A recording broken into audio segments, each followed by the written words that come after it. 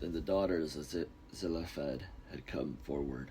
Zelophehad had a son of Hedar, son of Gilead, son of Machir, son of Manasseh, son of Joseph, a member of the Manassite clans.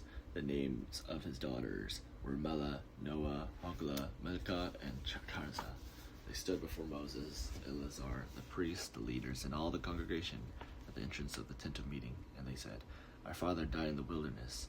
He was not among the company of those who gathered themselves together against the Lord in the company of Korah, but died for his own sins and had no sons. Why should the name of our father be taken away from his clan because he had no son? Give to us a possession among our father's brothers." Moses brought their case before the Lord, and the Lord spoke to Moses, saying, "The daughters of Zelophehad are right in what they are saying. You shall indeed let them possess an inheritance among their father's brothers, and pass the inheritance of their father on to them. You shall also say to the Israelites, if a man dies and has no son, then you shall pass his inheritance on to his daughter. If he has no daughter, then you shall give his inheritance to his brothers. If he has no brothers, then you shall give his inheritance to his father's brothers. And if his father has no brothers, then you shall give his inheritance to the nearest kinsman of his clan, and they shall possess it. It shall be for the Israelite statute and ordinance, as the Lord commanded Moses."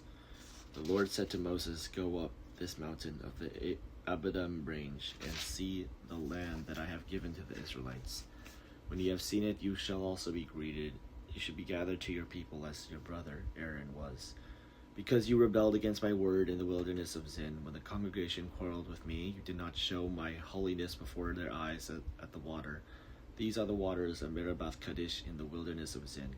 Moses spoke to the Lord, saying, "Let the Lord, the God of spirits of all flesh, appoint someone over to the congregation, who shall go out before them and come in before them, who shall lead them out and bring them in, so that the congregation of the Lord may be like sheep without a shepherd."